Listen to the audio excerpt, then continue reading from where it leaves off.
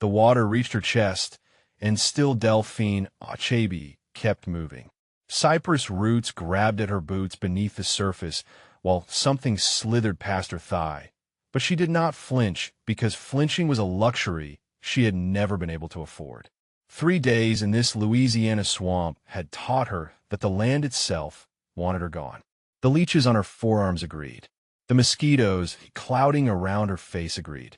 And the voice crackling through her earpiece agreed most of all. "Specialist Achebe, you are falling behind," Sergeant First Class Purnell announced, his tone carrying that particular blend of concern and satisfaction she had come to recognize. "The rest of your element cleared this sector 20 minutes ago." She did not respond. Responding meant stopping, and stopping meant sinking, and sinking meant proving every word he had been saying about her since the moment she arrived at Fort Johnson. Before we continue with this story, drop a comment and let us know where you're watching from. Maybe you have witnessed the kind of strength it takes to keep moving when everything wants you to stop. The swamp had no sympathy for her burning lungs or the 60 pounds of gear pressing her deeper into the muck with every step. It did not care that she had graduated infantry school with the highest land navigation scores in her class, or that she could disassemble and reassemble her rifle faster than soldiers with twice her time in service. The swamp only cared about one thing, and that was whether she would keep moving or whether she would stop. Delphine Achebe kept moving. 72 hours earlier, she had stepped off the transport at the Joint Readiness Training Center with her fire team, ready for what was supposed to be the most demanding field exercise of their careers. The JRTC box sprawled across thousands of acres of Louisiana wilderness designed to break soldiers down and rebuild them stronger. She had trained for this.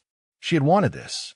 What she had not anticipated was Sergeant First Class Wade Purnell waiting at the Tactical Operations Center with a clipboard and a smile that never reached his eyes. "Well now," he had said, looking her up and down in a way that felt like an inspection and an insult wrapped together. "You must be the one they have been telling me about." "Specialist Achebe," she had replied. 11th Bravo. "I know what you are," Purnell had said. "The question is whether you know what you're getting into." She knew. She had known since the day she walked into the recruiting office in Columbus, Ohio, and told the sergeant behind the desk that she wanted infantry. He had laughed. Then he had shown her the door. She had come back the next day, and the day after that, and every day for 2 weeks until he finally handed her the paperwork just to get her out of his office. She had known when she was the only woman in her basic training company to volunteer for the infantry track. She had known when the drill sergeants pushed her harder than anyone else, and she had pushed back harder still. Delphine Achebe always knew what she was getting into. That was precisely why she kept going. Now in the chest-deep water of a Louisiana swamp, she spotted Private First Class Joseph Hailu waiting at the far edge of the flooded sector.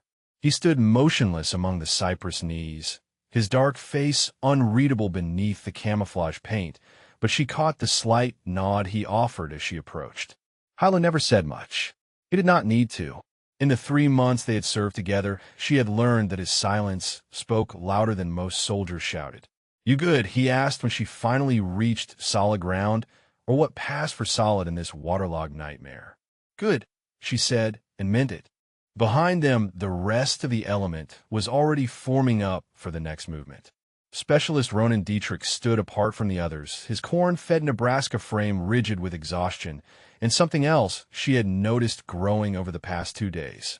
Resentment, maybe, or doubt.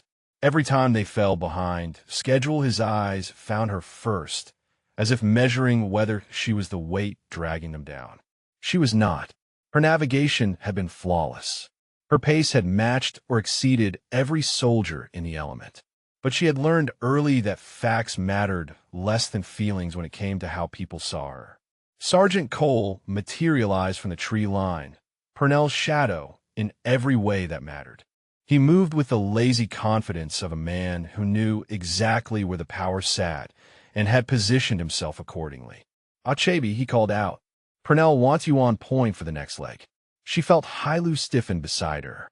Point position through this terrain meant navigating blind through the worst the swamp had to offer. It meant being first to hit every obstacle, every flooded ravine, every tangle of roots and vines. It meant if anyone was going to fail, it would be her, and everyone would see it. Understood, she said. Cole smiled. Good luck out there, princess. The word landed like a slap, but she did not give him the satisfaction of a reaction. Instead, she checked her rifle, verified her compass bearing, and moved to the front of the formation. Hailu fell in behind her without being asked. The route Purnell had a sign cut through a section of swamp that the map marked as marginally passable.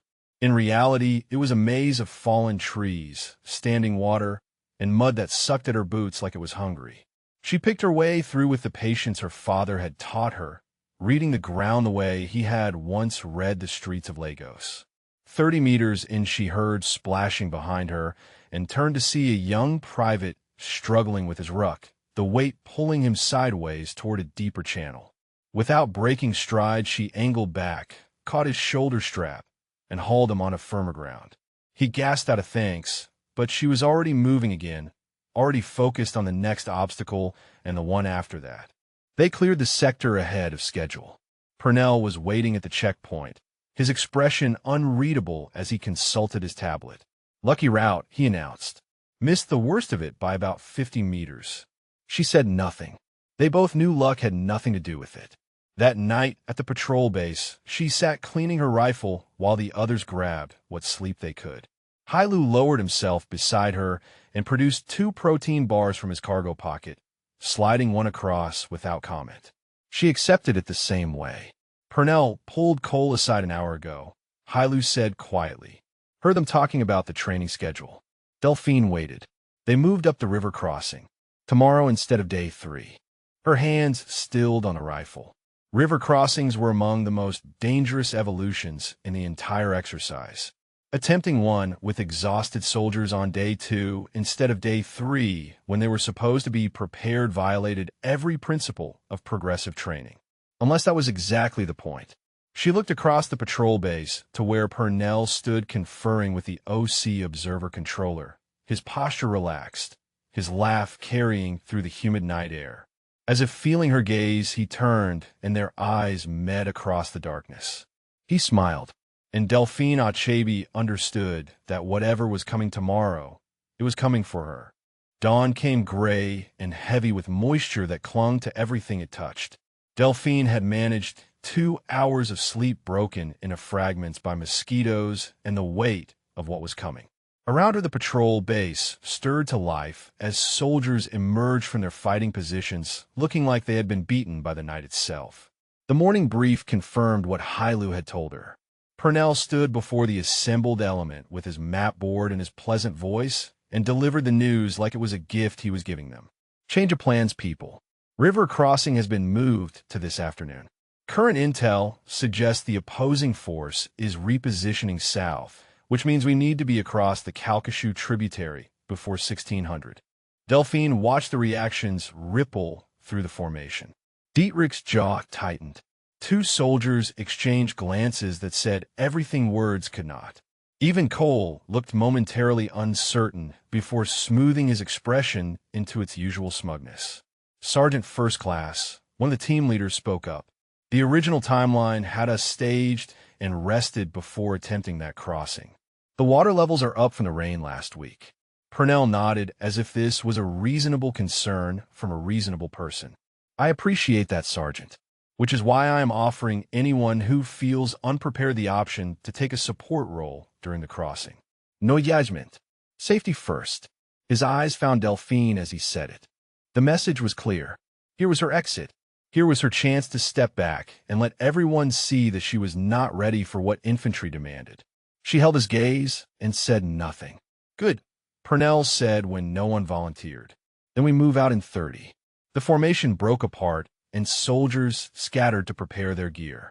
Delphine was checking her ruck straps when a shadow fell across her, and she looked up to find Dietrich standing there with his arms crossed over his chest.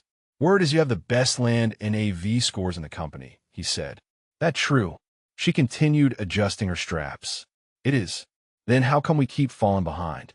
We cleared every checkpoint ahead of schedule yesterday, she replied without heat. Check the logs.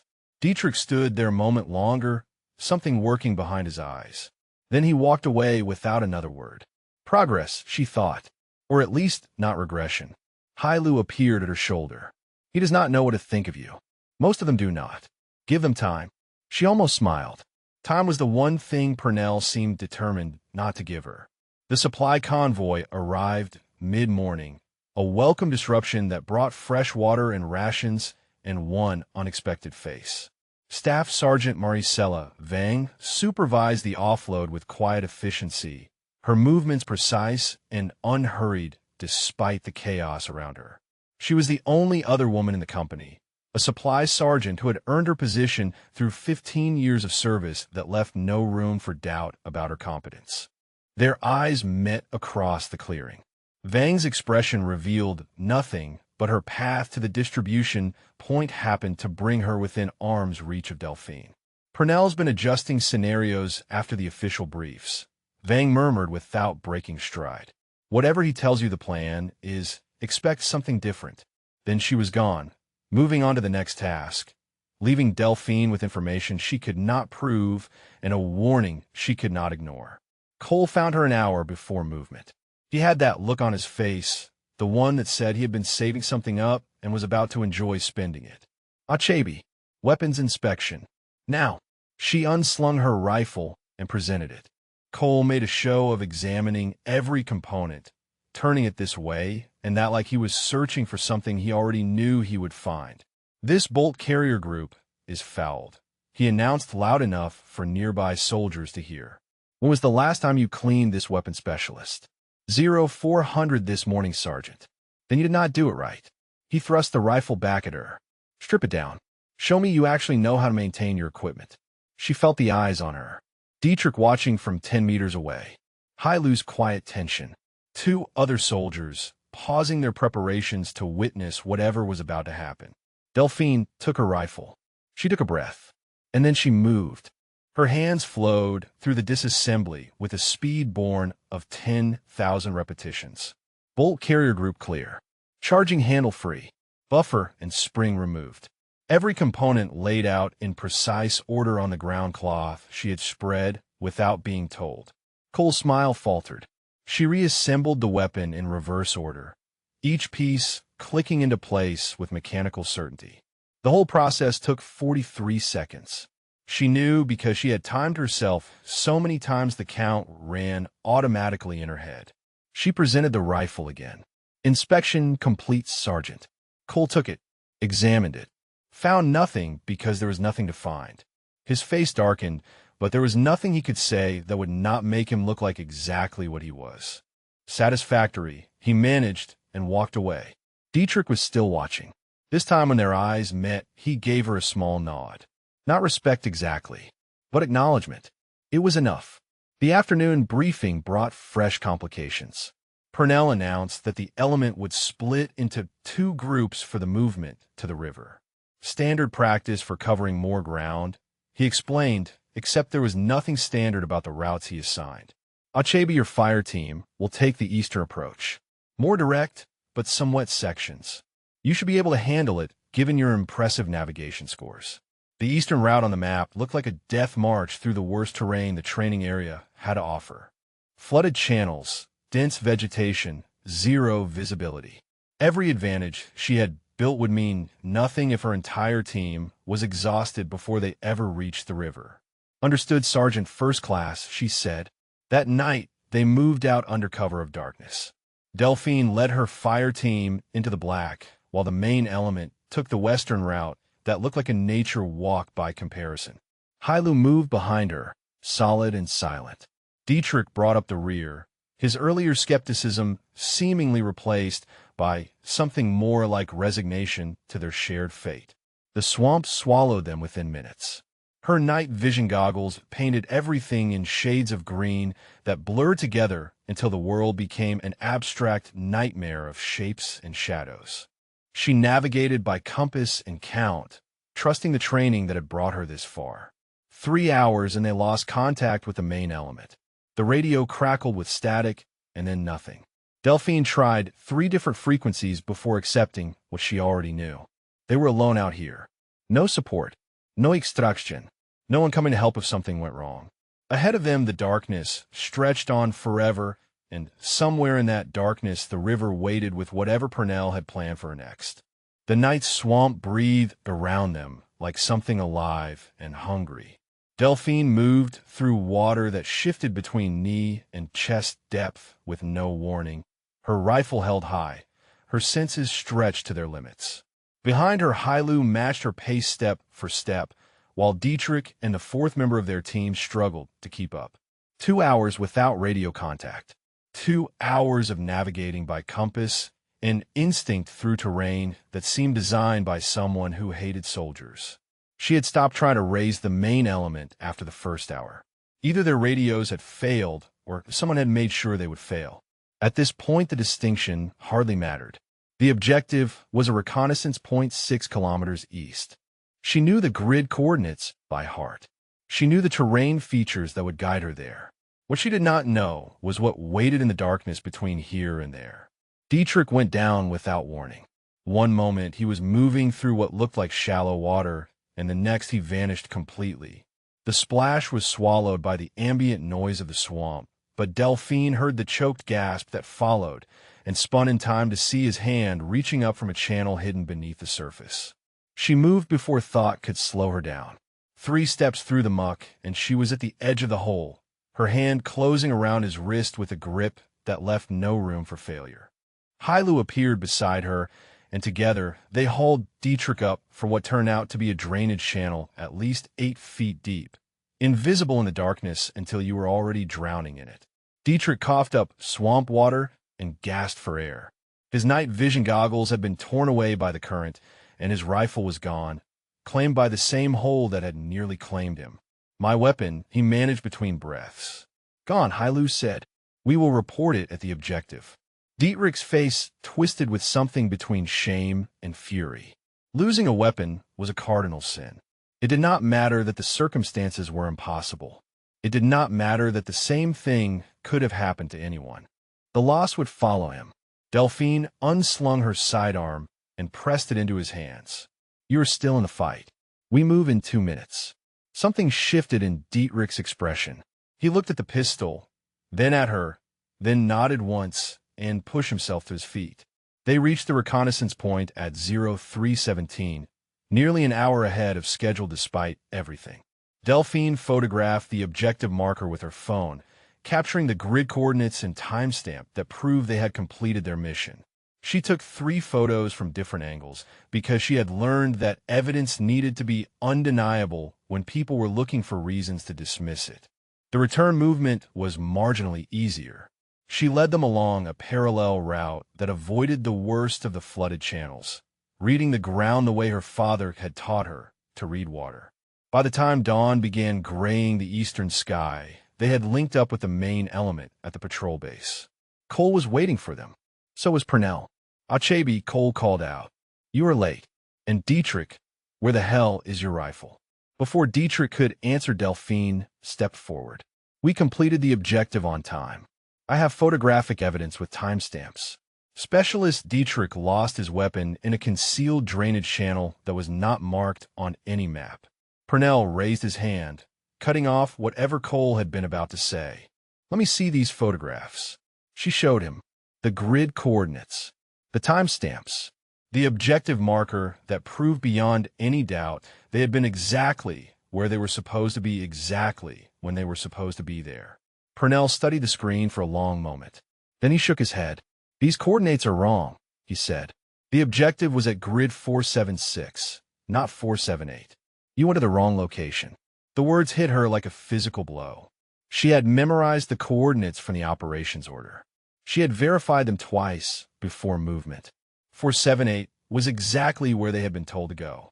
Sergeant First Class, the operations order specified 478. I have a copy. Purnell's smile was almost gentle. Orders were updated at 2200 last night. Your team had already departed. Not your fault you did not receive the change, but the fact remains you failed to reach the correct objective. She understood then. The lost radio contact, the route that separated them from the main element, the updated orders that somehow only applied to her team. It had all been arranged. There was nothing she could say that would change anything. Purnell held all the cards, and they both knew it. "Understood, Sergeant First Class," she said, and walked away before her expression could betray her. She found a spot behind the supply tent where no one could see her. The morning light was strengthening now, burning off the mist that clung to the swamp like gauze. She reached into her cargo pocket and pulled out the small leather case she carried everywhere. Inside was her father's badge, Lagos Police Force, the words etched in metal that had tarnished with age but never lost its meaning. He had carried it for 18 years before the day he did not come home. She ran her thumb across the surface and spoke to him in Yoruba, the language of her childhood, the language of memory and loss. "They wanted to quit," she whispered. "They think if they push hard enough, I will break. They do not understand." She closed her eyes and remembered his voice. "The water does not want to kill you," he had told her once, standing on the shore of Lagos Lagoon while she struggled against a current that seemed determined to drag her under. "Learn its rhythm. Move with it, not against it. Let it carry you where you need to go." She had been 10 years old. She had not understood then. She understood now. Delphine tucked the badge away and stood. The river crossing was in 6 hours. Whatever Purnell had planned, she would face it the same way she had faced everything else. By moving forward. By refusing to stop. She was heading back to her team when she heard voices from the other side of the command post tent. Purnell and Cole, speaking low but not low enough. "The crossing should take care of it," Cole was saying. "Full combat load. No safety support. If the current does not get her the way it will." "And if she makes it," Purnell replied, "then we make sure she understands what she is getting into. One way or another, she will learn that some places are not meant for her kind." Delphine stood frozen in the shadow of the tent. Her kind. The words burned through her like acid. But beneath the anger, something else took root. Something cold and patient and absolutely certain. They wanted her to fail. They wanted her gone. And now she knew exactly how far they were willing to go to make it happen. The river was waiting. So was she. The pre-dawn darkness carried a different weight as they moved toward the river. Delphine felt it in the way the other soldiers walked, in the tightness of their formations, in the silence that had replaced the usual complaints and dark humor of tactical movement. Everyone knew what was coming. Everyone understood that the next few hours would separate those who belonged from those who did not. She had not slept. The words she overheard kept cycling through her mind like a song she could not stop hearing. Her kind. One way or another. The river should take care of it. Purnell and Cole had made their intentions clear. The only question now was whether she would let them succeed. The crossing site emerged from the gloom as they crested a small rise.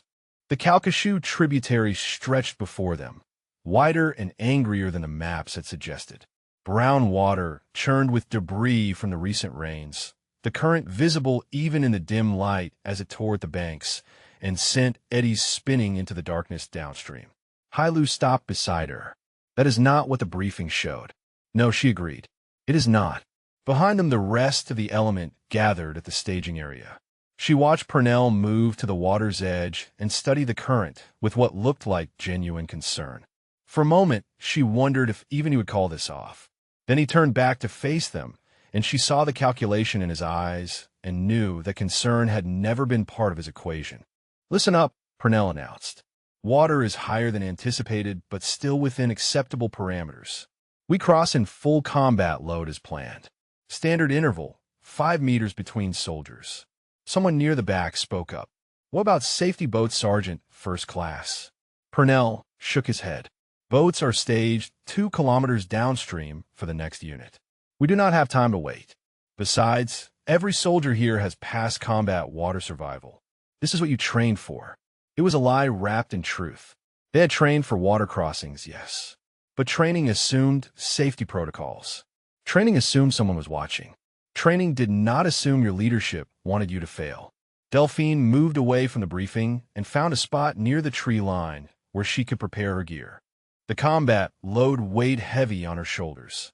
Rifle, ammunition, water, rations, first aid kit, radio, and all the other equipment that infantry soldiers carried into the field. In calm water, it would be manageable. In that current, it would try to drag her to the bottom. She was adjusting her rifle sling when Hailu appeared beside her. He lowered himself to one knee facing east and began to pray, his lips moving silently, his hands pressed together. She had seen him do this before every mission, a ritual that seemed to center him in ways she envied. Without thinking, she knelt beside him. She did not share his faith, not exactly, but she understood the need for something larger than yourself to hold on to when the world was trying to break you. She closed her eyes and thought of her father, of his badge against her chest, of the promise she had made at his grave to live a life worthy of his sacrifice. When Hailu finished, he looked at her, and something passed between them that required no words. They rose together and returned to the staging area. Dietrich was waiting. He stood apart from the other soldiers, his expression carrying none of the hostility she had grown accustomed to seeing. Instead, he looked almost uncertain, like a man about to say something he had been putting off for too long. "That navigation last night," he said, "through that terrain, in the dark with no radio support. That was solid work, Achebe." She studied his face for any trace of mockery and found none. Just a soldier acknowledging another soldier. Just respect, hard won and freely given. "Thank you," she said. He nodded and moved toward his position in the formation. It was not much. A few words between two people who had spent days circling each other with suspicion. But in that moment, it felt like a victory larger than any objective she had ever captured. The staging area buzzed with final preparations. Soldiers checked their gear, tightened straps, secured anything that might come loose in the water. Delphine was doing the same when Hailu leaned close. "Vang sent word," he murmured. "Purnell has been meeting with the OC observers after hours, adjusting scenarios. She says whatever happens at this crossing, there will be no official record of safety violations." Delphine absorbed this. No safety boats, no official record. If something went wrong out there, Purnell would have complete deniability. Just another training accident. Just another soldier who was not ready for what infantry demanded. She thought about reporting it. Thought about going to Captain Blackwell and laying out everything she knew. But what did she actually have? Overheard conversations, secondhand intelligence, suspicions that would sound like excuses from a soldier looking for a way out. No, the only way through this was through. She would cross that river. She would survive whatever Purnell had planned, and then she would find a way to make him answer for it. The formation assembled at the water's edge. Purnell walked the line, checking equipment, offering encouragement that sounded hollow to anyone paying attention. When he reached Delphine, he paused. "Specialist Achebe, you're positioned mid-formation. Sergeant Cole will be directly behind you for safety purposes." She looked past Purnell to where Cole stood with that familiar smirk on his face. Safety purposes. The word were almost funny. Understood, Sergeant, first class. Purnell moved on. Cole took his position 3 meters behind her, close enough that she could feel his presence like a weight on her back. The first soldiers entered the water. She watched them struggle against the current, their movements growing more labored as the depth increased. By the time they reached midstream, the water was at their chests and climbing. But they kept moving, kept fighting, kept pushing toward the far bank. Her turn came. She stepped into the river, and the cold hit her like a slap, driving the air from her lungs. The current grabbed at her legs immediately, testing her balance, searching for weakness. She leaned into it and kept moving. Waist deep, chest deep. The water roared in her ears, and the weight of her gear pressed down with every step. She could feel the bottom shifting beneath her boots, unstable and treacherous. One wrong step and the river would take her. She was almost a midstream when she felt it. A hand brushing against her rifle sling. Fingers finding the quick-release clip. She turned her head and saw Cole right behind her, closer than the 5-meter interval allowed, his hand still reaching. The clip released. Her rifle began to slide from her shoulder, caught by the current before she could react. And then it was gone, tumbling downstream, swallowed by the brown water that did not care about her career or her pride or anything else except pulling everything it touched toward the darkness below. Time fractured into pieces she could count. 1 heartbeat to understand what had happened. 2 heartbeats to watch her rifle tumble away in the current. the black metal catching the gray morning light before vanishing beneath the churning surface. 3 heartbeats to know with absolute certainty that her career was disappearing with it.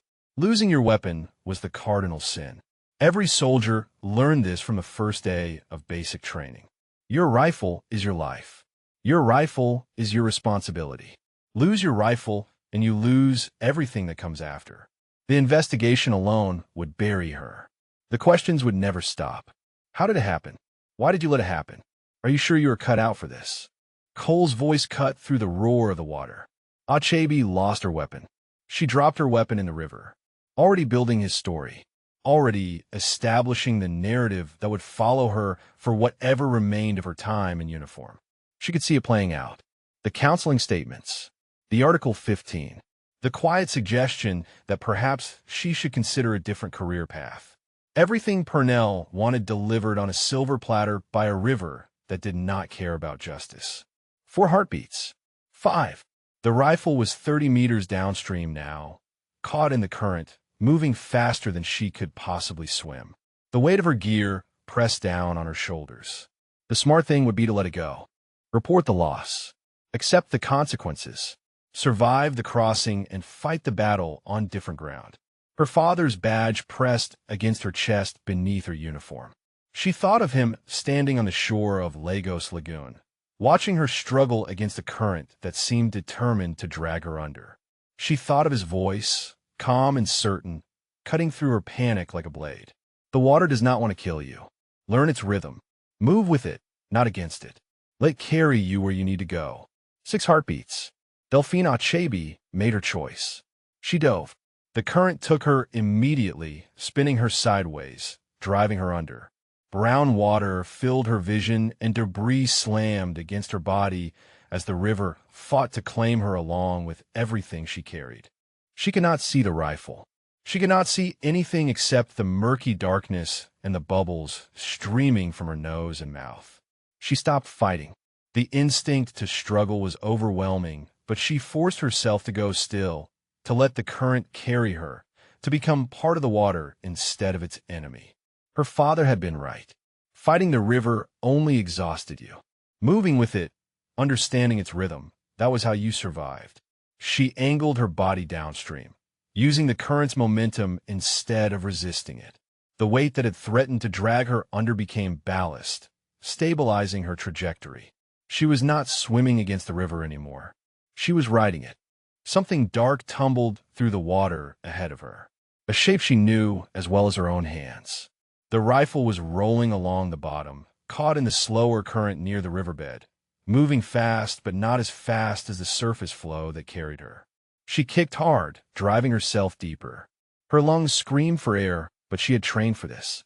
She had held her breath in pools and lakes and oceans, pushing her limits until her body learned to survive on less. 30 seconds. 40. She could do this. Her fingers brushed metal. She grabbed and felt the barrel guard solid in her grip. She pulled the rifle to her chest and held on with everything she had left. The riverbed rose beneath her. Her boots found purchase on rocks and mud, and she pushed off hard, driving herself toward the surface, toward the light, toward the air her body demanded. She broke the surface 60 meters downstream from the crossing point. The current still pulled at her, but the worst was behind her now. The water shallower here, the banks closer. She planted her feet and stood, the river swirling around her waist, and raised her rifle above her head. Water streamed from the weapon and from her body and from the gear that had tried to drown her.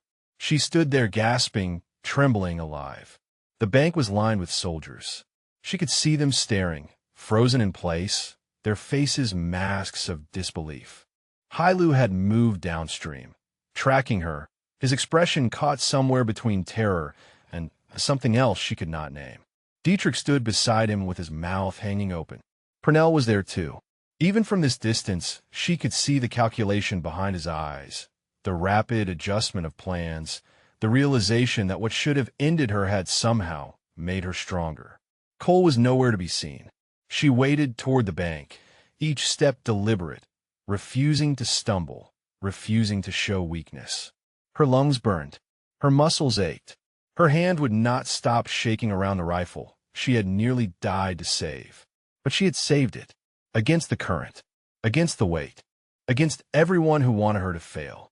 She had gone into that water and come out the other side with the one thing that mattered most still in her possession. The bank was 10 meters away when she heard it. Movement in the trees on the far side of the river. Not her unit. Someone else. She turned her head and caught a glimpse of figures in the shadows, watching her from the opposite bank. Opfer, the opposing force that was supposed to be somewhere else entirely. Positioned exactly where they could observe the crossing.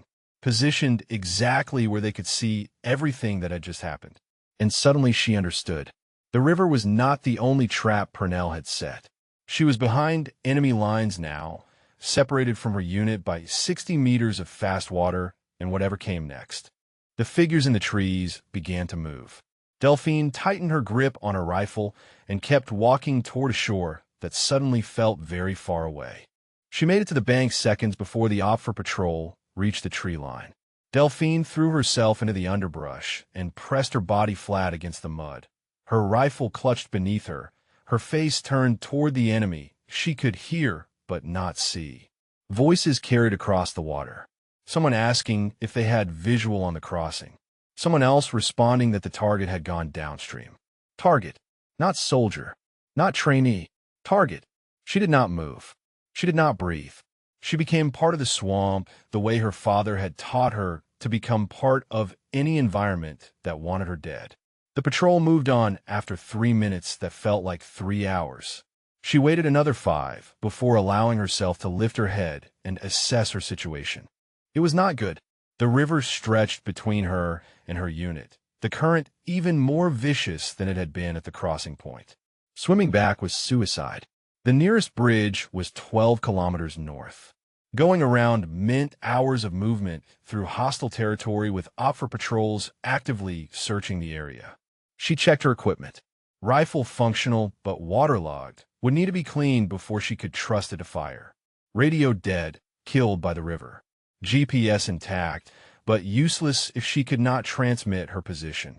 Food and water for maybe 18 hours. First aid kit soaked but serviceable. Alone, behind enemy lines. No support coming. Survival mode, engaged like a switch being thrown. Her heartbeat slowed. Her senses sharpened. The fear that had been clawing at her chest settled into something colder and more useful.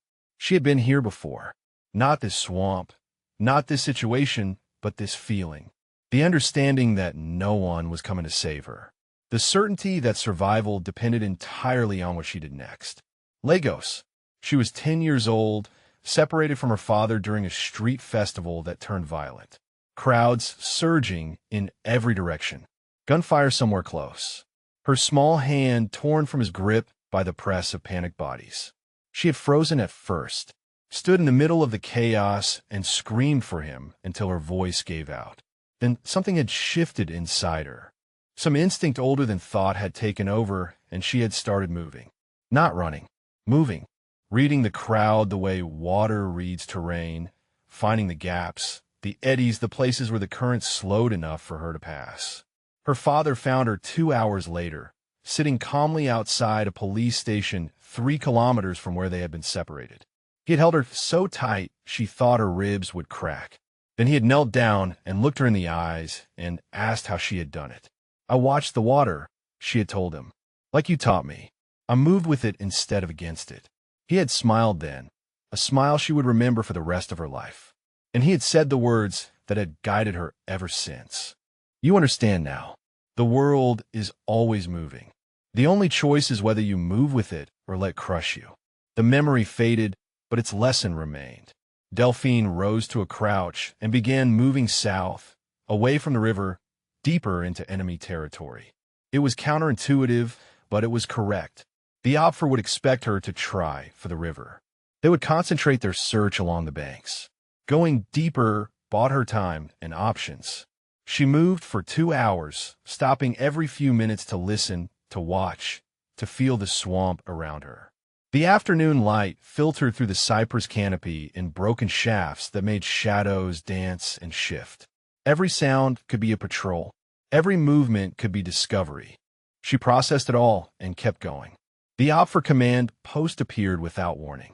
She almost walked into it, catching herself at the last moment when she spotted the camouflage netting through the trees. She dropped to her belly and crawled to a position where she could observe without being seen. For soldiers manned the post, their attention focused on radios and maps. She watched them work, noting their patterns, their blind spots, the routes they used to come and go. Standard procedure for reconnaissance. Gather intelligence. Assess threat. Plan accordingly. Then she saw the papers. A clipboard hung from a nail on the center support pole, documents fluttering slightly in the humid breeze. From her position, she could just make out the header on the top page. JRTC Observer Controller Coordination Notes. Her blood went cold.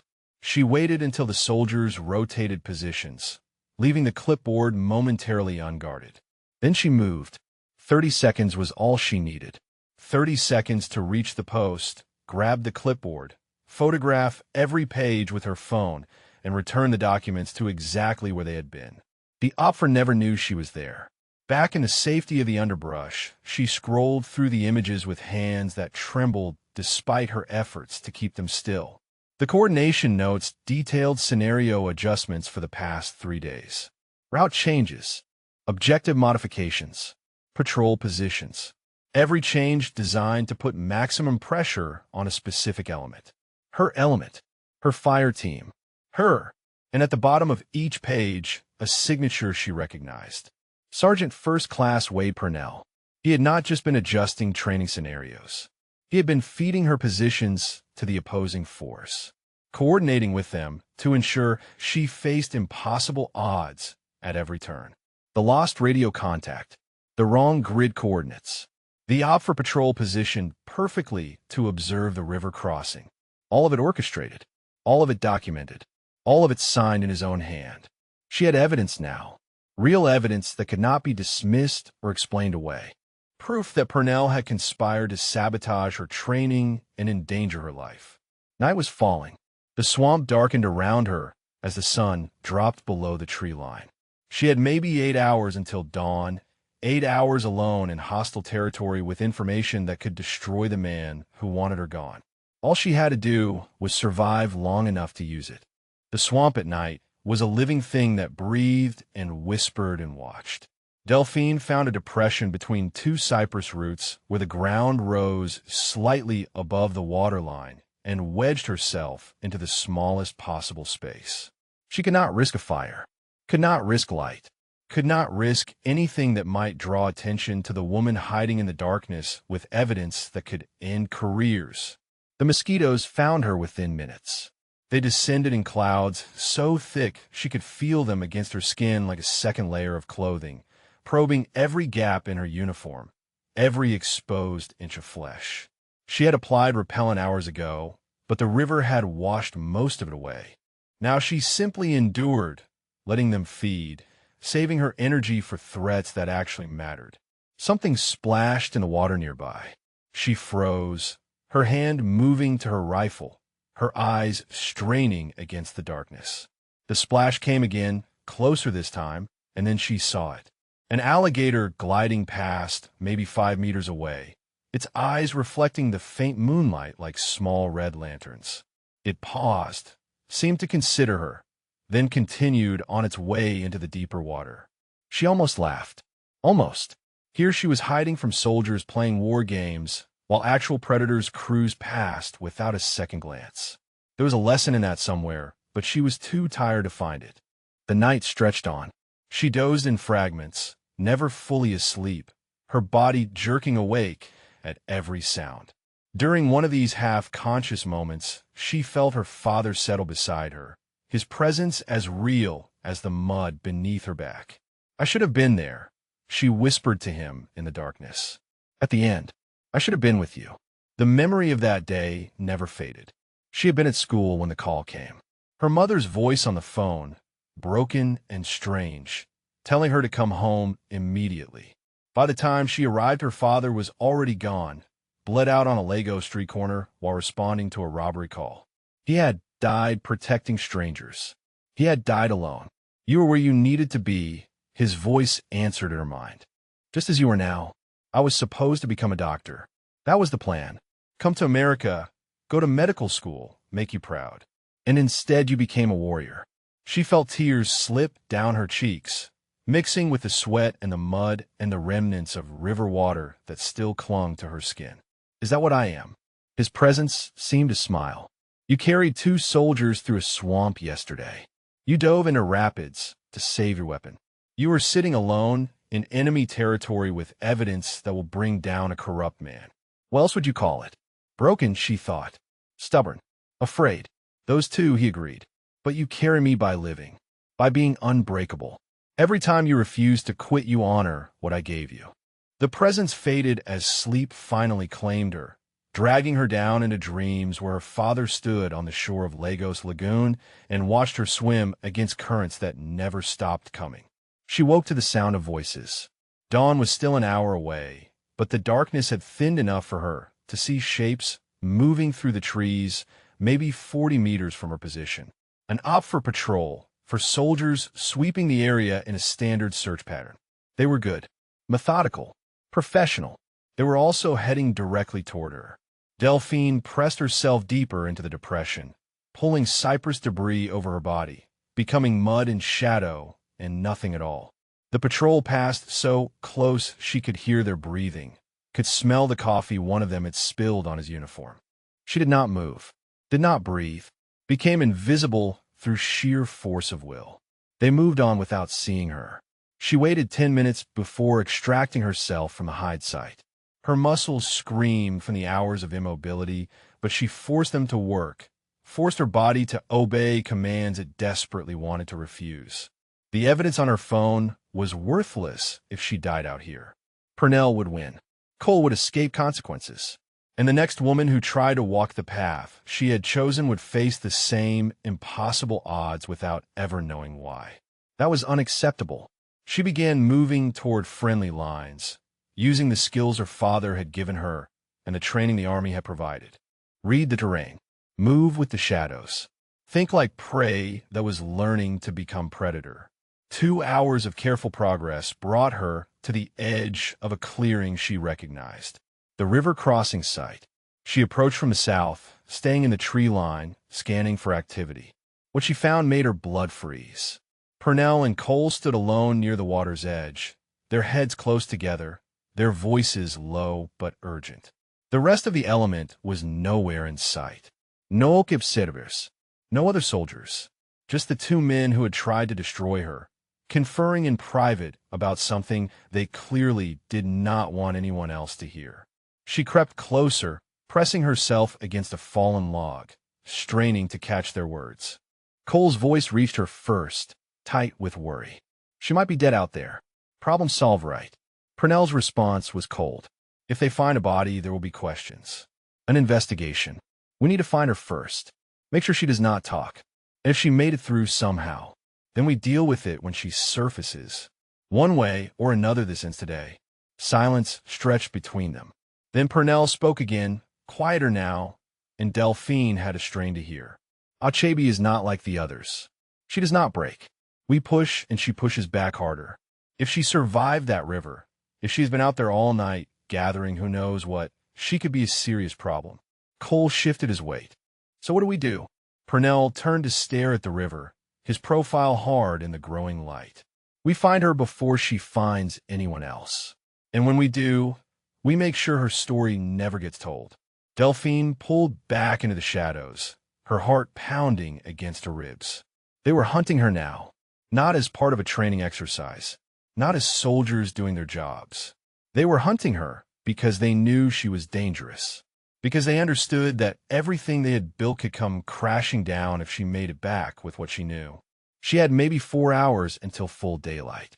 For hours to reach friendly lines and find someone she could trust. For hours to outrun 2 men who would do anything to silence her. The swamp waited, and Delphine Achebe began to move. She circled wide around the river crossing site, giving Purnell and Cole a berth of 300 meters. Every instinct screamed to her to move faster, but speed meant noise, and noise meant discovery. So she moved like water, patient and deliberate, letting the terrain guide her path. The supply point was 2 kilometers northeast, a small clearing where Vang's logistics team staged equipment for the training rotation. It was a risk going there. If Purnell had thought to post watchers, she would be walking into a trap. But Vang had proven herself an ally, and right now allies were the only currency that mattered. She reached the tree line overlooking the supply point as the sun crested the horizon. The clearing was quiet. 2 cargo trucks sat beneath camouflage netting, their contents already distributed to units in the field. A single tent stood at the far edge, its flaps tied open to catch the morning breeze. Vang emerged from the tent carrying a clipboard. She moved with the unhurried efficiency of someone who had been doing this work for years, checking manifests, marking inventory, maintaining the invisible infrastructure that kept soldiers fed and equipped. She looked up once, scanning the tree line with eyes that missed nothing, then returned to her work. Delphine waited 5 minutes to be sure Vang was alone. Then she stepped out of the shadows. Vang did not startle. She simply looked up, took in Delphine's mud-caked uniform and hollow eyes and the rifle she still clutched like a lifeline, and nodded once. "Inside," she said. "Now." The tent smelled like canvas and diesel, and the MRE Vang pressed into Delphine's hands the moment they were out of sight. She had not realized how hungry she was until the food was in front of her. She ate mechanically, forcing herself to slow down, to chew, to give her body what it needed without making herself sick. Vang watched her eat. When Delphine finally set down the empty wrapper, the older woman spoke. "I heard about the river. The whole base heard. They are calling it a training accident, saying you panicked and lost your weapon and nearly drowned trying to recover it." Delphine's hands tightened into fists. Cole released my rifle sling. Deliberately. I felt his hand on the clip. "I know." The words hung in the air between them. Delphine looked up and found Vang's expression hard with something that went beyond sympathy. "This was personal." "How do you know?" "Because it happened to my sister," Vang said. 3 years ago. Different base, different exercise, same playbook. They pushed her until she broke, and then they called it a failure to adapt. She left the army 6 months later. Took her 2 years to stop blaming herself. Delphine processed this. "Your sister was infantry, one of the first. Before you. Before any of the others who came after. She blazed that trail, and they burned her for it. And you have been watching ever since." Vang moved to a footlocker and withdrew a worn manila folder. She handed it to Delphine without ceremony. 3 years of documentation. Every adjusted scenario. Every suspicious evaluation. Every soldier who washed out under circumstances that did not quite add up. Names and dates and patterns that nobody bothered to connect because nobody was looking. Delphine opened the folder. The pages inside were dense with notes, photographs, copies of official documents. She recognized some of the names. Soldiers she had heard about. Women who had tried and failed and disappeared into the vast machinery of military administration without anyone asking why. "This is enough to destroy him," she said. "Maybe. Maybe not. Purnell has friends. Protection. It would be my word against his, and we both know how that goes." Vang's eyes met hers. "But your word is different. You have photographs. You have his signature on coordination documents. You have evidence he cannot explain away." Delphine thought of the images on her phone. The proof that Purnell had conspired with Opfer to target her specifically. Combined with Vang's file, it painted a picture that even his protectors would struggle to ignore. "Captain Blackwell," she said. "He is the one. Vang not that. He is fair. Overwhelmed but fair. Give him something undeniable, and he will act." She passed Delphine a fresh battery pack for her radio, 2 bottles of water, and a handful of energy bars. "This is everything I can risk. You need to rejoin your unit before Purnell realizes you are back. The final mission briefs in 4 hours. Be there. Act normal. And when the time comes, make sure you are standing in front of Blackwell with everything you have." Delphine secured the supplies and rose to leave. At the tent flap, she paused. "Your sister. What was her name?" "Cassandra," Vang said softly. "She would have liked you." Delphine nodded once and slipped back into the swamp. The patrol base was 40 minutes away. She covered the distance in 30, pushing herself harder than caution advised, driven by the knowledge that every minute she stayed missing was another minute for Purnell to build his narrative. She emerged from the tree line to find her unit gathered near the command tent. Heads turned. Conversations stopped. For a moment, the entire base seemed to freeze. Hailu saw her first. His face transformed through a sequence of emotions she would remember for the rest of her life. Shock, relief, joy, and beneath it all something fierce and proud that needed no words to express. He moved toward her, and she let him come, let him grip her shoulder with a hand that trembled slightly, let him see that she was real and whole and unbroken. "We thought you were dead," he said quietly, "when you did not surface downstream, when the search teams came back empty. We thought the river had taken you." "It tried," she said. "It failed." Dietrich appeared at Hailu's shoulder. He did not speak. He simply looked at her, nodded once with something that might have been respect, and stepped back to give her space. Other soldiers approached. Questions tumbled over each other. Where had she been? How had she survived? What had happened after the current took her? She answered in fragments, giving them enough to satisfy curiosity without revealing what she had found. Then the crowd parted and Purnell was there. He looked at her the way a man looks at a ghost he thought he had buried. His face cycled through surprise and calculation, and something cold that settled behind his eyes like winter. "Specialist Achebe," he said, his voice carrying across the suddenly silent base. "You have been absent without authorization for 16 hours. You will explain where you have been and what you have been doing." Now, every eye on the base was watching. Delphine felt their attention like physical weight, but she kept her focus on Purnell, on the cold calculation behind his pleasant expression, on the trap he was trying to set with his reasonable questions. "The current carried me downstream approximately 80 meters, she said. "By the time I reached the bank, I was behind Opfer lines. I spent the night evading enemy patrols and navigating back to friendly territory." Purnell tilted his head. 80 meters is a long way. Most soldiers would have drowned. Most soldiers do not grow up swimming in Lagos Lagoon. A murmur rippled through the assembled troops. Purnell's eyes narrowed slightly, but his smile never wavered. "And during these 16 hours behind enemy lines, you encountered no one, spoke to no one, simply wandered through the swamp until you found your way back." "I evaded 3 Opfer patrols," she replied. "I observed their command post from a concealed position, but did not engage. I moved tactically and maintained noise discipline throughout, exactly as my training prescribed." Cole shifted his weight somewhere behind Purnell. She caught the movement in her peripheral vision and noted the tension in his shoulders, the way his hands would not stay still. He knew something was wrong. He just did not know what. Purnell studied her for a long moment. She gave him nothing. No hositashchen, no contradiction, no crack in the armor she had built around the truth. "We will discuss this further at the after-action review," he said finally. "For now, get yourself cleaned up and prepared for the final mission brief. We assault the Opfer stronghold in 3 hours."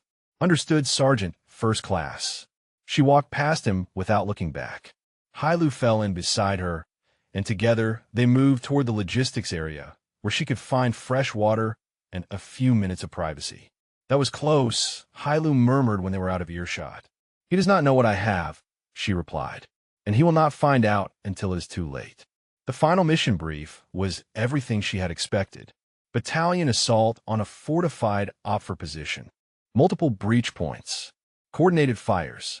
The kind of large-scale operation that defined JRTC rotations and determined which units left Louisiana with their heads high.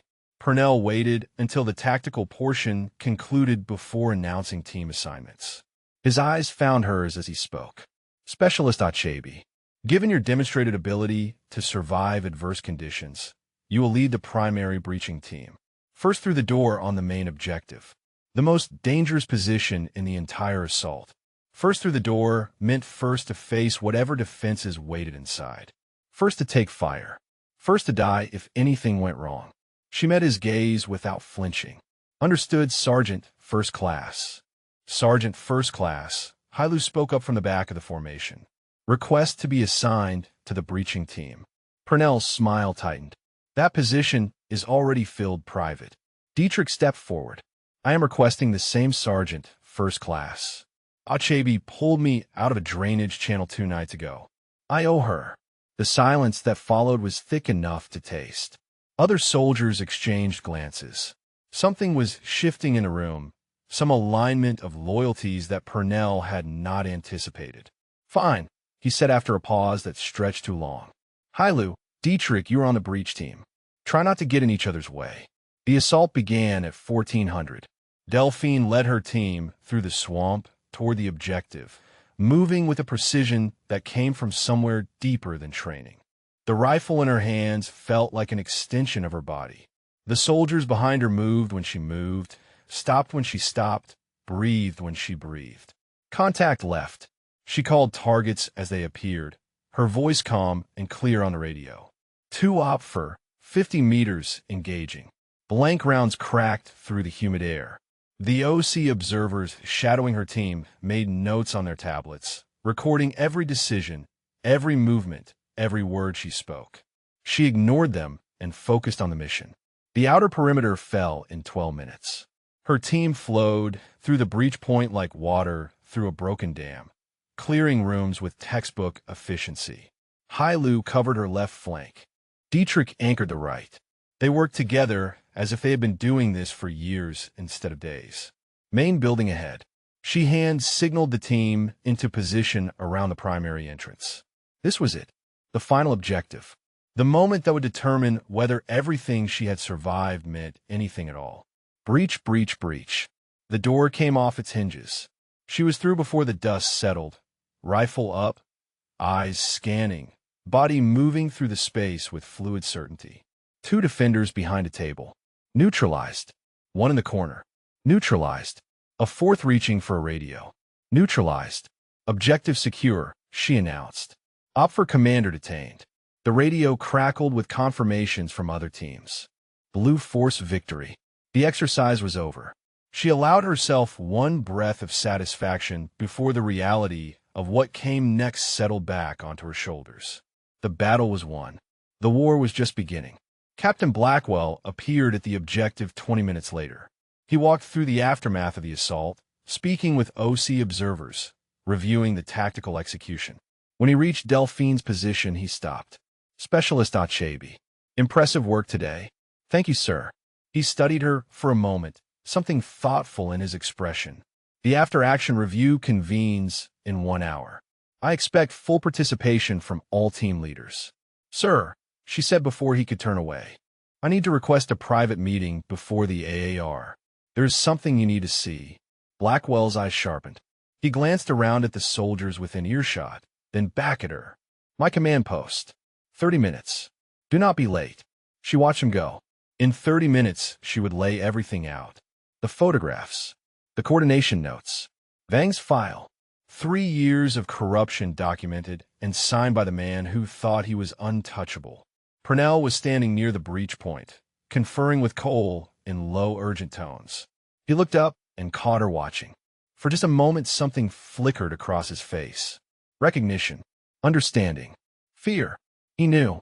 Maybe not the details, but he knew something had changed. Something had shifted in the balance of power that he had controlled for so long. Delphine held his gaze until he looked away.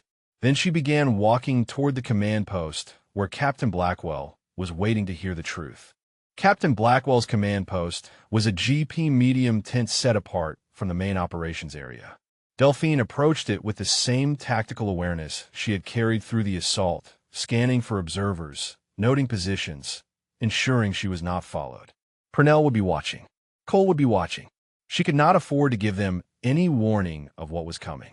The captain was waiting inside, seated behind a folding table covered with maps and radios and the accumulated paperwork of a training rotation. He looked up as she entered and gestured to an empty chair. Close the flap behind you, specialist. Whatever this is, I suspect we need privacy. She secured the tent and sat. For a moment, she simply looked at him, measuring the man who would decide whether justice was possible or whether Purnell's protection ran deeper than she could reach. "Sir," she began, "what I am about to show you could end careers, including potentially yours if you choose to act on it." Blackwell's expression did not change. "That is quite an opening statement. I need to know that you're willing to see this through, that you will not bury it to protect the institution or the people involved." Something hardened in the captain's eyes. "Specialist Achabi, I have commanded soldiers for 11 years. I have made decisions that cost lives and decisions that save them. What I have never done is look the other way when someone under my authority was being harmed. So show me what you have and let me decide what it means." She pulled out her phone and opened the photographs. One by one, she walked him through the evidence. The coordination notes from the OPFOR command post. The scenario adjustments targeting her elements specifically. The signature at the bottom of every page. Purnell's signature. Blackwell's face transformed as she spoke. The professional neutrality gave way to something colder and more dangerous. His jaw tightened. His hands flattened against the table. By the time she finished, he was looking at her phone like it contained a confession to murder. "This is coordinated sabotage," he said quietly. "Deliberate endangerment of a soldier under his supervision." "Yes, sir." The river crossing, the lost radio contact, the route assignments, all of it designed to make you fail or worse. "Yes, sir." He looked up at her, and Cole was involved. He released my rifle sling in the water. I felt his hand on the clip before it opened. Before Blackwell could respond, the tent flap moved, and Staff Sergeant Vang stepped inside. She carried the manila folder Delphine had seen at the supply point, thicker now with additional documents.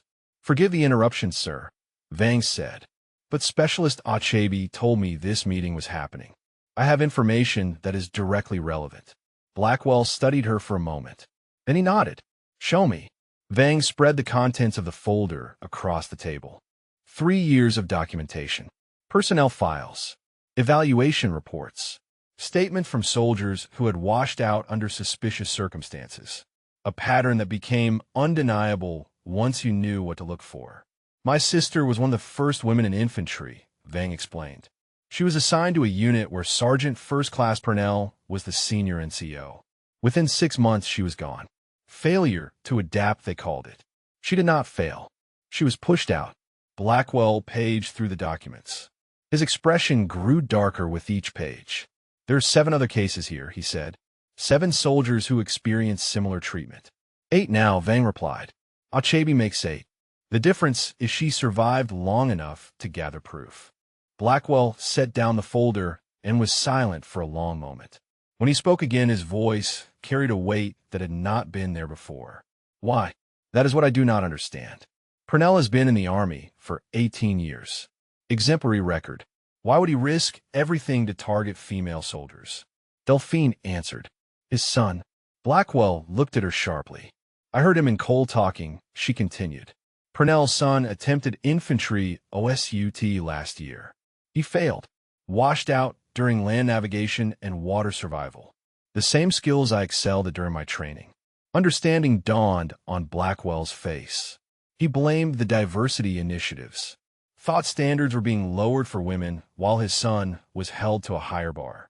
Vang note that he has been taking it out on every female infantry soldier he can reach ever since, proving to himself that they do not belong, that his son's failure was the system's fault, not his own.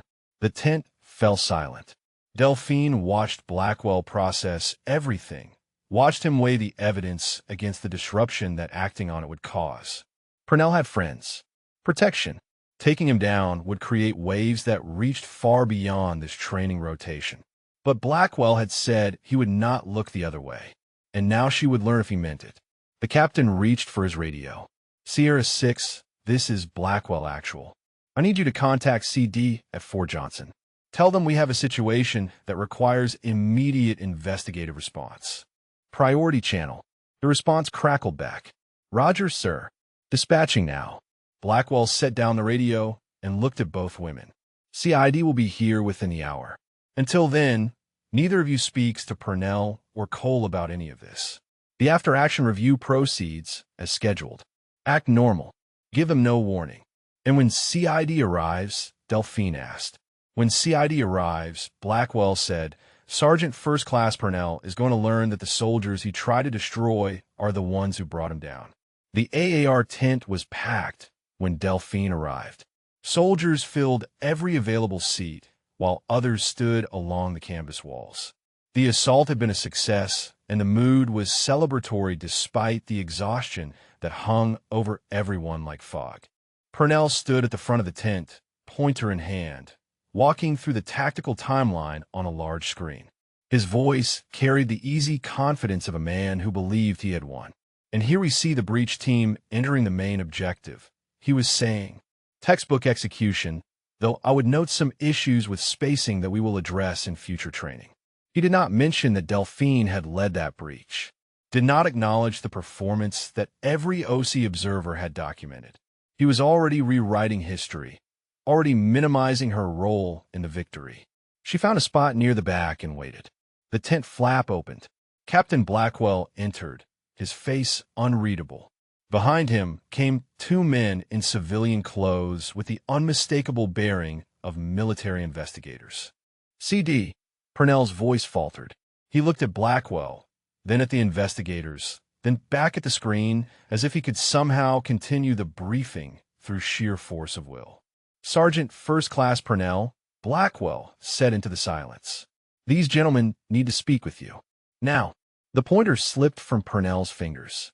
It clattered against the floor in a room where no one was breathing.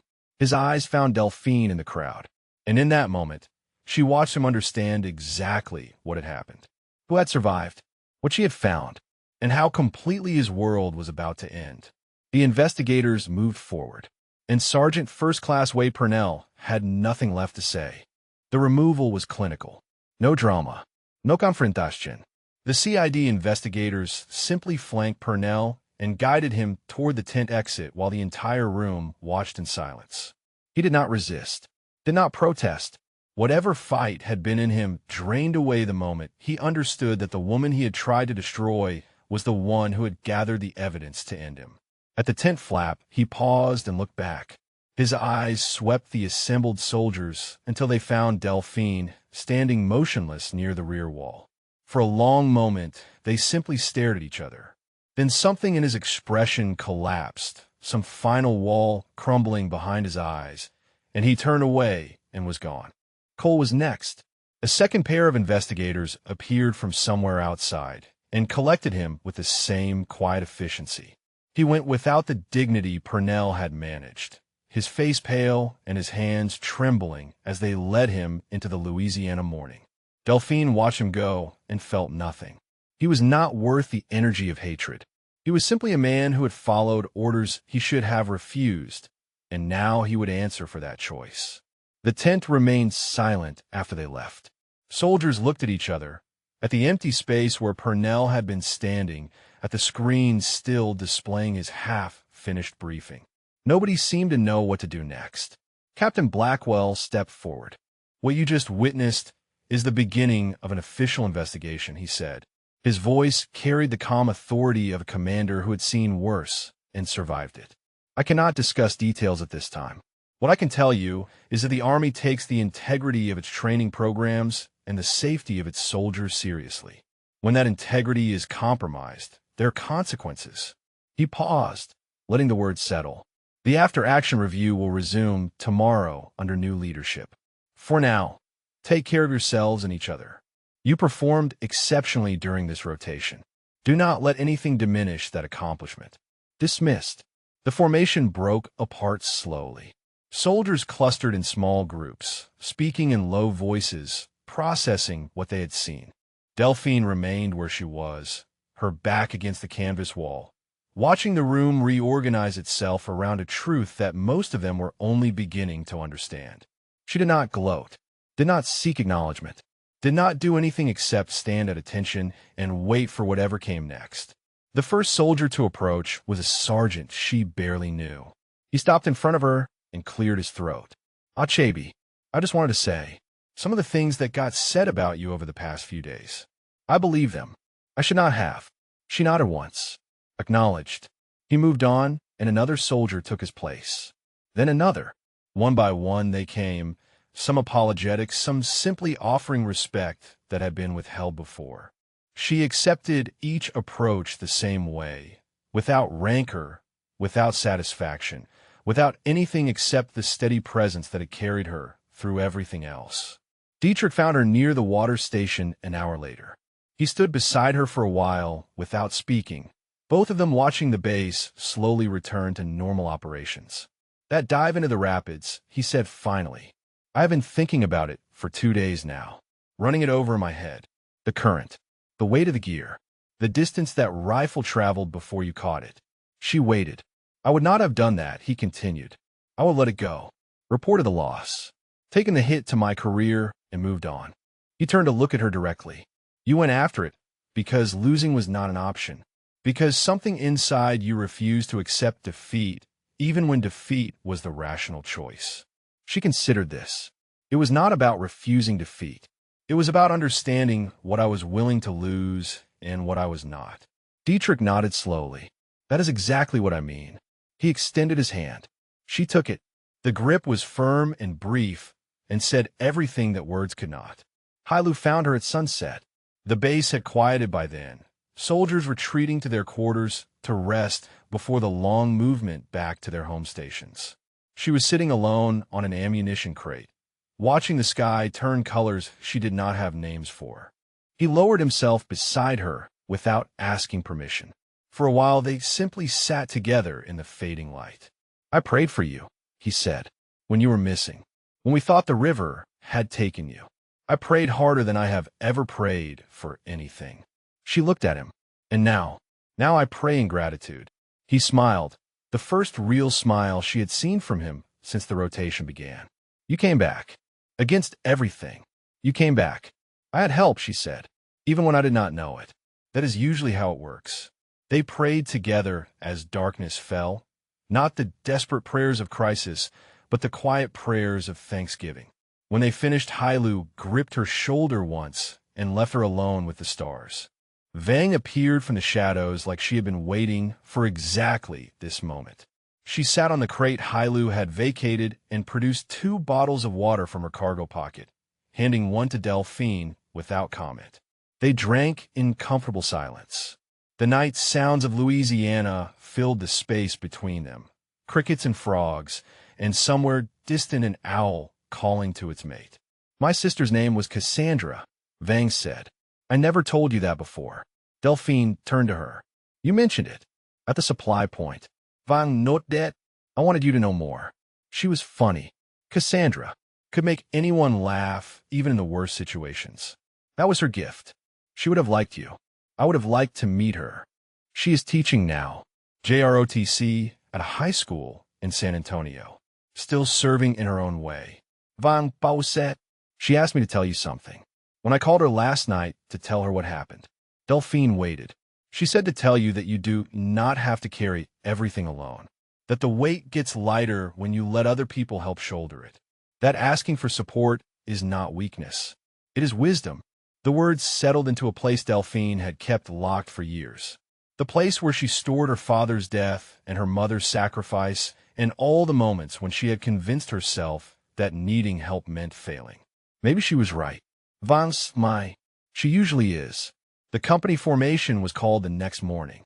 Soldiers assembled in neat rows, cleaned and rested and ready for whatever came next. Captain Blackwell stood at the front with a small box in his hands and an expression that suggested something unusual was about to happen. "Today we recognize exceptional performance during this training rotation," he announced. "Commander's coins will be awarded to every soldier who participated in yesterday's successful assault." A murmur of approval rippled through the formation. However, Blackwell continued, "There is one soldier whose performance requires separate recognition. Specialist Achebe, front and center." Delphine walked to the front of the formation with the same measured pace she had used to cross the swamp and breach the objective and survive everything the past 3 days had thrown at her. She stopped in front of Captain Blackwell and came to attention, her eyes fixed forward, her bearing perfect.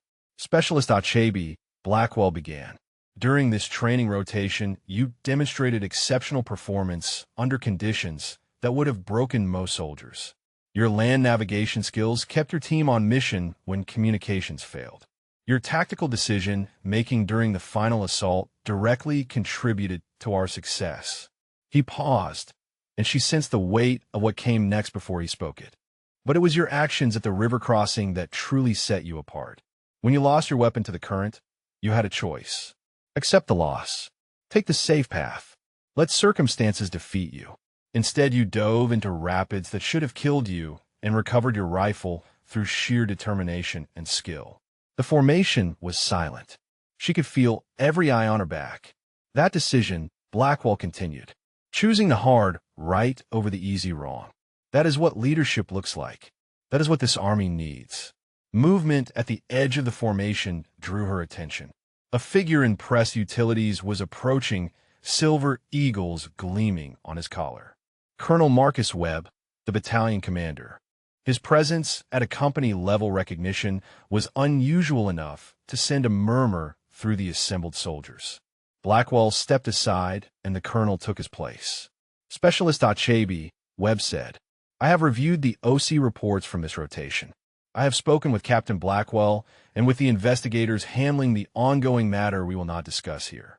What I have learned is that you faced obstacles that went far beyond normal training challenges, and you overcame every single one of them. He opened a folder he was carrying and withdrew a single sheet of paper. Effective immediately, you are being recommended for the primary leadership development course. Your performance here has demonstrated that you are ready for increased responsibility. The Army needs NCOs who lead by example, who refuse to quit, who understand that integrity matters even when no one is watching. He extended his hand. She took it, feeling the firmness of his grip, the weight of what this moment represented. Congratulations, Specialist. Make us proud. The formation erupted in applause. She heard Hailu's voice somewhere in the noise, heard Dietrich shouting something she could not make out, heard the sound of soldiers celebrating an outcome that mattered for reasons most of them would never fully understand. But she understood. This was not just about her. This was about Cassandra Vang and the 7 other women who had been pushed out before her. This was about every soldier who would come after, walking a path that was slightly less impossible because she had refused to let it defeat her. The ceremony concluded and the formation dispersed. Soldiers approached to offer congratulations, to shake her hand, to acknowledge what she had accomplished. She accepted each one with grace and gratitude, knowing that these connections mattered as much as any recognition. When the crowd finally thinned, she slipped away alone. The river crossing site was quiet in the afternoon light. The water still churned with the same current that had nearly claimed her, brown and relentless and utterly indifferent to the drama that had played out on its banks. She stood at the edge and watched it flow, remembering the moment she had made her choice. She reached into her cargo pocket and withdrew her father's badge. The metal was warm from being pressed against her body, smooth from years of handling. She held it up to the light and spoke to him in Yoruba, the language of her childhood, the language of home. Baba, I did it. I survived. They tried to break me, and I did not break. The river answered with its endless rushing. She smiled. You were right about the water. It does not want to kill you. It just moves, and you have to learn to move with it, to find a rhythm, to let it carry you where you need to go. She pressed the badge to her lips, then to her heart. I understand now. I carry you by living, by being unbreakable, by refusing to let the current pull me under. The tears came then, finally, after days of holding them back. She let them fall without shame because they were not tears of grief. They were tears of completion, of honoring, of letting go of the weight she had carried since a Lego street corner had stolen her father from the world. Emo knife re Baba, she whispered. I love you, and I will make you proud.